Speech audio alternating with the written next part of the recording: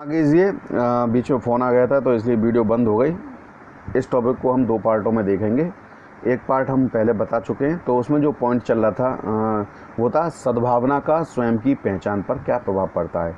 तो इसमें यह है कि जब हम समाज के प्रति सद्भावना रखते हैं, समाज के प्रति सद्भावना रखते हैं, तो स्वयं के जीवन को समाज के लिए अर्पण कर देते हैं, समाज के लिए समर्पित कर देते हैं। सुकरात, ईसा मसीह ने स्वयं की पहचान की और इस सद्भावना के आधार पर ही, असद्भावना के गुण के आधार पर की। जब ईसा मसीह एवं सुकरात ने ये देखा कि समाज का प्रत्येक व्यक्ति स्वयं को पहचानने की स्थिति में नहीं है तथा गलत आचरण कर रहा है, तो उन्होंने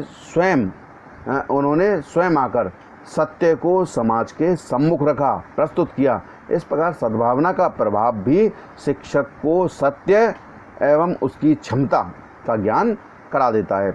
अगला जो पॉइंट है इसके अंदर, तो उसमें यह सिद्धांत और व्यवहार के समन्वय के आधार पर स्वयं की पहचान पर क्या प्रभाव पड़ता है, यानी कि सिद्धांत और व्यवहारों का स्वयं की पहचान पर क्या प्रभाव पड़ता है।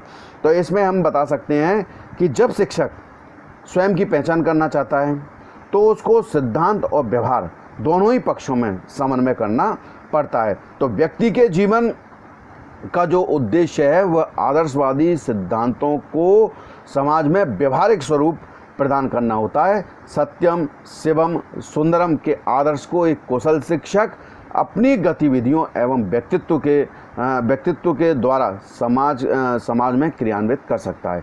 इसलिए सिद्धांत एवं व्यवहार का समन्वय शिक्षक के साथ साथ समाज के जो अन्य व्यक्ति हैं उनको भी अपने जीवन में उपयोगिता और सार्थकता की पहचान करा देता है। अंतिम जो पॉइंट है, सेकंड लास्ट जो इसमें पॉइंट है, सादगी का स्वयं की पहचान पर क्या प्रभाव पड़ता है। तो सादगी जीवन का वह गुण है जो व्यक्ति को आत्मविकास एवं जीवन की सत्यता से वो परिचित कराते हैं। तो सादगी के जीवन में सात्विकता निहित होती है। सात्विक विचारों से ही इस संसार की सृष्टि दैवीय संपदा के रूप में हुई है। जब सात्विक विचार व्यक्ति के जीवन में अपना प्रभाव दिखाते हैं, तब व्यक्ति अपने जीवन की पहचान कर लेता है और वह अपने स्वरूप को पहचान करके अपने कर्तव्यों का निर्वहन करता है। इसके बाद से वह समाज के लिए उपयोगी एवं आदर्श पुरुष बन जाता है। अंतिम जो इसमें पॉइंट है, संवेगात्मक स्थिरता का स्वयं की पहचान पर क्या प्रभाव पड़ता है।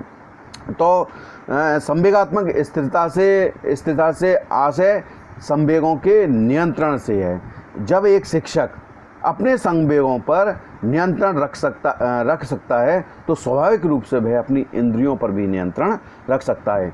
इंद्रिय निग्रह की स्थिति व्यक्ति को स्वयं की पहचान कराती है। एक शिक्षक इंद्रिय निग्रह एवं संवेगात्मक स्थिरता के कारण त्याग एवं तपस्या का जीवन व्यतीत करता है। इस आधार पर ही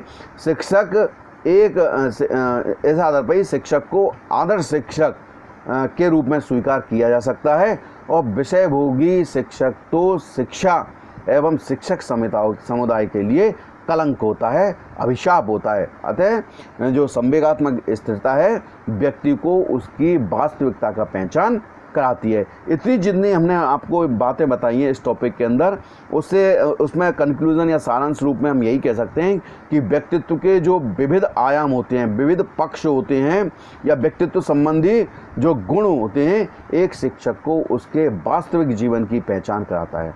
जब इन गुणों का अभाव एक शिक्षक में पाया जाता है तो शिक्षक का जो व्यक्तित्व है वो प्रभावहीन हो जाता है। वह सामान्य नागरिकों का जीवन व्यतीत करने लग जाता है। वह समाज की जो आकांक्षाएं होती हैं उन पर भी वो खरा नहीं उतरता है।